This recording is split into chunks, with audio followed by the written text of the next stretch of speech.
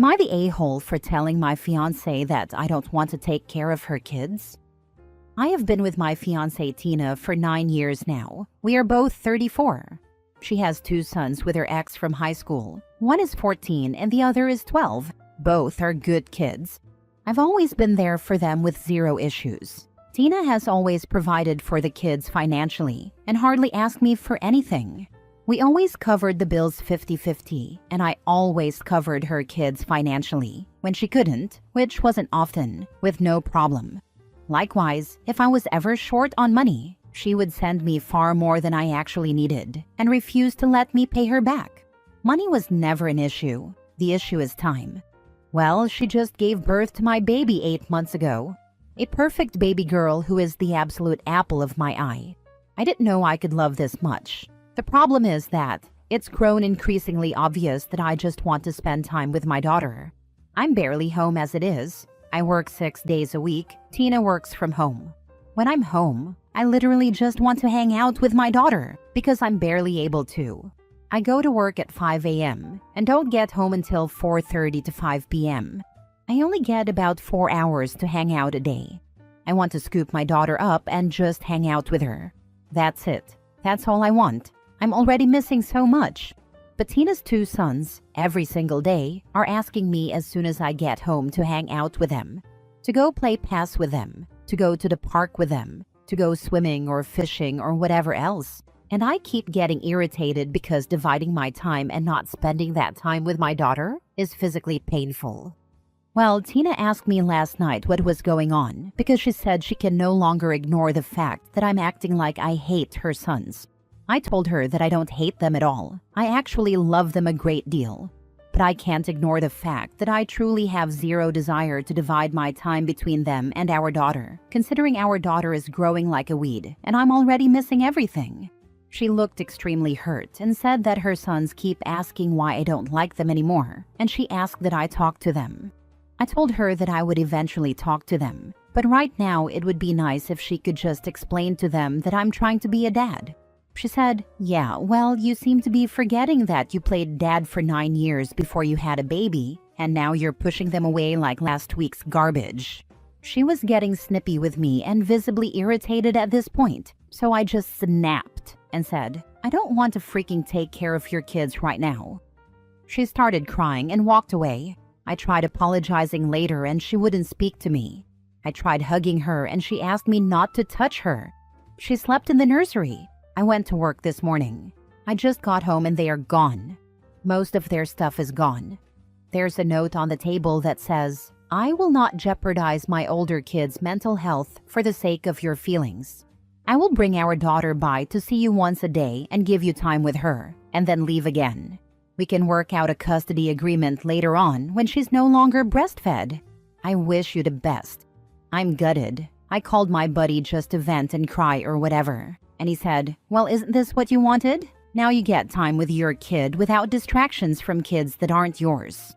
I don't know how to feel. I didn't mean I wanted them to leave, and I definitely didn't imply that I didn't love them anymore. She won't speak to me. She said, "I will not be answering texts unless they are about our daughter," and has not returned my numerous phone calls to fix this. Am I the a-hole? Now for the top comments. You actually wrote this, read it back, and then still had to ask?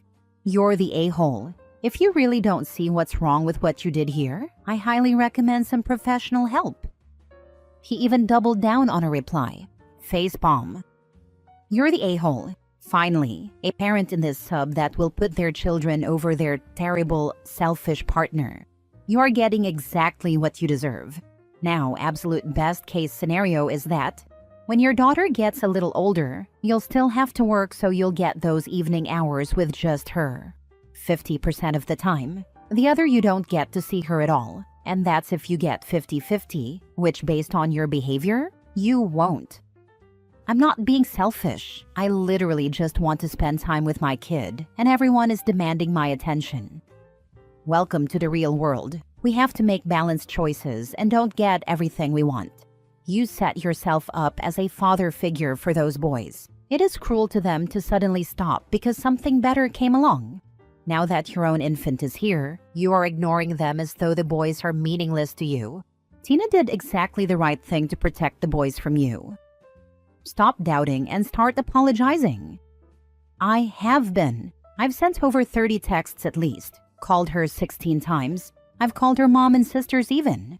They won't answer my phone calls either. I know she's reading my texts because I sent one that said I was panicking and just needed to make sure she was fine. And she texted back saying, "Our daughter is fine." Just shut the heck up with everyone. The fact that you think anyone is going to talk to you is wild. Once your daughter figures out what a POS you are, she'll be gone too.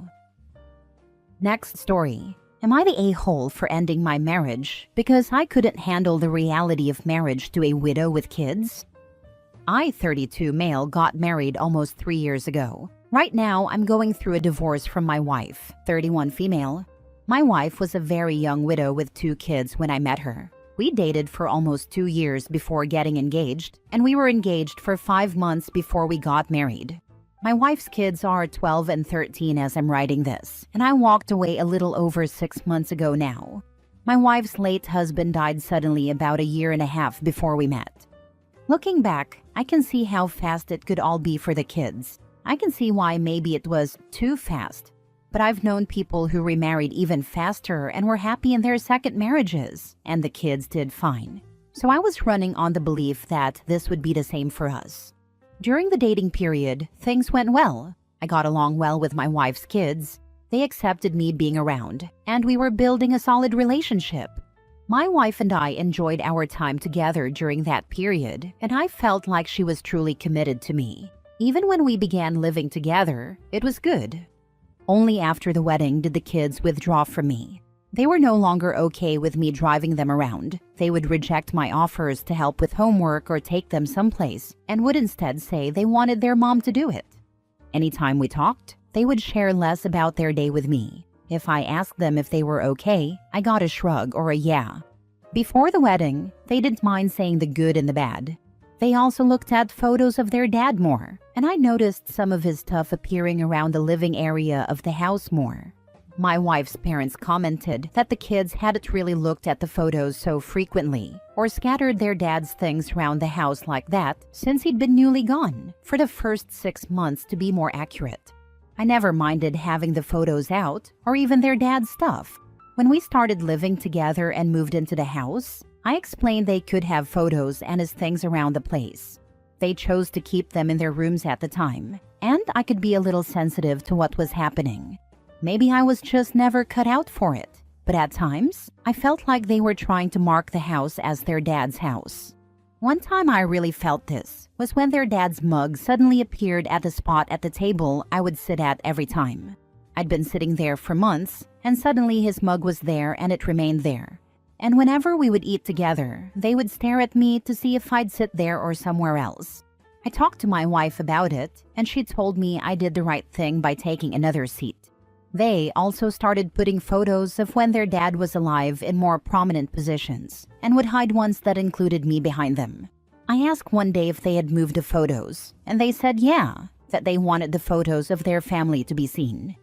Alongside this, my wife was acting differently. She made less time for us. When we were together, she wasn't as affectionate, and I caught her playing with her first wedding ring, which she wore around her neck, more often. She started calling her late husband's family her in-laws again, but didn't refer to my family that way. Her priority was spending time with her late husband's parents and siblings, and she would choose to spend time with them over mine, even if the kids were not going to be joining us. Often she would forget when we had plans with my family. She really made zero effort with my family, and my family tried to get close to her and the kids. Plans we had discussed before marriage were also changed. We had discussed having kids together and agreed we wanted 1 or 2, but then she said she didn't know after we were married. She wasn't like this with other people. She was just as open and affectionate as before with everyone else. She enjoyed herself, but it was like being reminded of me was a bucket of ice water over her head. I tried to discuss it with her, but she was busy. Or she'd say she had no idea she was doing it and promised to be more conscious, but she wasn't. And then she started talking about her late husband more. I would try to engage with her about him, but she'd carry on without me and almost seemed to dislike me talking about him. In the end, I couldn't do it. I know there are ways to try and make it work, but I didn't feel like anyone else wanted to. So I told my wife I couldn't do it anymore and said I wanted a divorce. She looked startled at first, and then asked me why, and we talked briefly about it before I left the house. We did go to a couple of therapy sessions together after the separation, but she closed down certain topics, which made me more secure in my decision. And her kids did not miss me at all. Apparently, once I was gone, the kids told their aunt that the house felt like a home at last. They didn't say it outright as, now that he's gone, but it was implied. My wife's parents don't understand why I didn't stay and fight for us all to come together and be a family. They said I gave up too fast, and that I knew what I was getting into when I married their daughter. My wife has asked for us to work it out, but I don't see a future for us. Does all of this make me the a-hole? It's okay to recognize when a situation isn't working for you, especially when it feels like you're not being prioritized or accepted.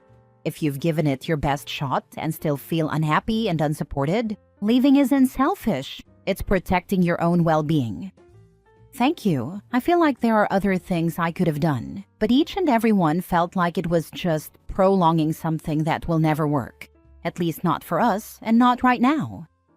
No, you are not the a-hole. I honestly believe that she moved on too fast. She was most likely still grieving and hurting from losing her kid's dad. And when she met you, it probably felt really good to not be sad anymore because you made her happy, and so it was like being on a high for her, a whirlwind experience. And she got to forget all about the sadness for a little while. But after the newness of your relationship wore off, that sadness came back. And it didn't help what her kids were doing. They kept reminding her of their dad, which probably made her feel guilty. So then that made it hard for her to be able to fully engage in your relationship.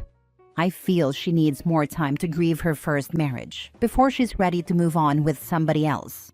I'm sorry you are going through this.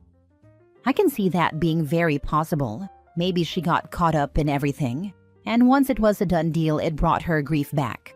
I just hope all three of them can be okay after all of this. We didn't work out, but I hope in the future they can all be happy. Last story. Am I the a-hole for stepping back from my family after being repeatedly excluded by my golden child brother, even when I paid for everything? My father was diagnosed with stage 4 colon cancer almost 7 years ago. He's 69 now, and despite multiple surgeries and rounds of chemo, he's still here and living a full, productive life.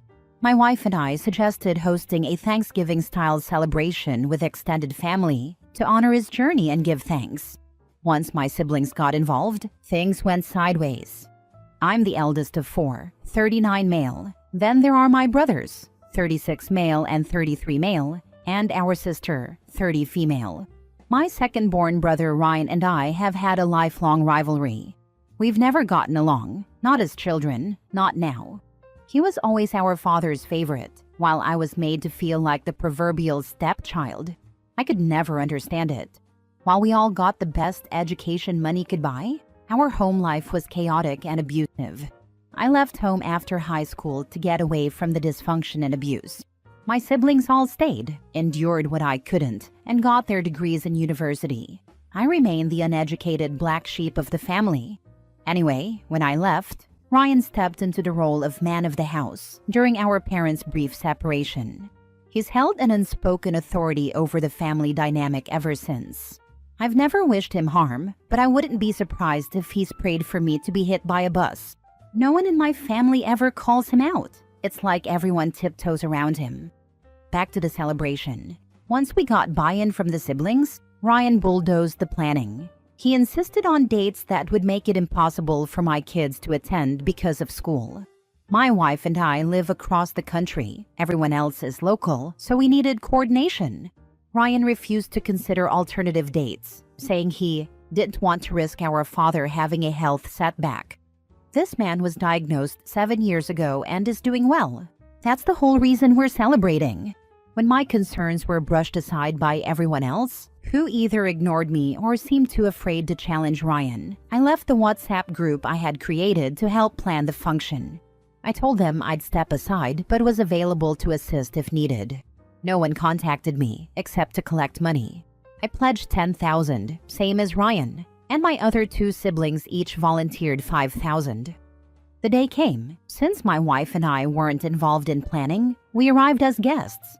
The event was disorganized and cheap-looking, nowhere near what 30,000 could or should have produced. Based on the food, decor, and setup, hosted at my parents' house, it honestly looked like the only money that was actually spent came from the 10,000 I sent.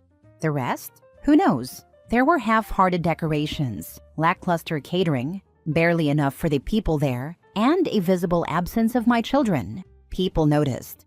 A month later, my mother phoned me, upset that I'd left the group and refused to cooperate, again, placing the blame squarely on me.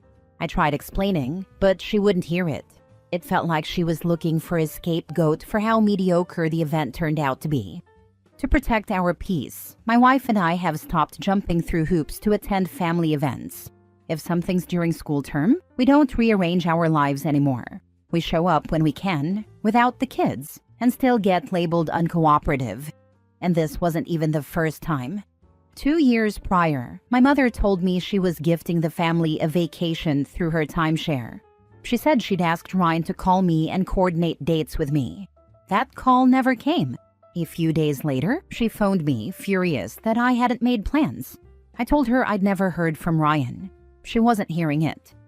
I called him, and he casually told me the holiday was already booked for dates in the middle of my kids' school term. His kids are preschoolers, so no issue there. When I asked him to explain this to our mother so she'd understand why we couldn't go, he refused. Again, I was blamed for keeping the kids away and feeding the rivalry. I'm exhausted from being excluded, blamed, and expected to go along with everything. My wife and I have stopped rearranging our lives for family events that disregard us, but I'm questioning if I'm wrong to step back. Now for the comments. Not the a-hole. Do yourself a favor and take an even bigger step back. You mentioned that your childhood was abusive, but I don't think the abuse ever stopped. They just changed the format. Nothing you've written makes it seem like these people are worth the effort to visit, with or without your children. Your parents were abusive when you were a kid, and they are manipulative and abusive now. Your brother is selfish, and likely a thief, and your other siblings are cowards and complicit in this behavior toward you. I think you'd be better off further limiting contact to emergency situations only. Your parents can focus on their favorite, and he can enjoy that. Without you there to blame, they'll probably turn on your other siblings. Maybe that will help them grow a backbone. It's hard to escape a toxic home. Focus on enjoying the family that you've built instead of giving those miserable people more of your energy. True, your brother's a jerk. Your family enables him, and you're always the one getting screwed over, even when you pay. They treat you like crap, ignore your kids, then blame you. Cut them some slack, but not yourself. You deserve peace.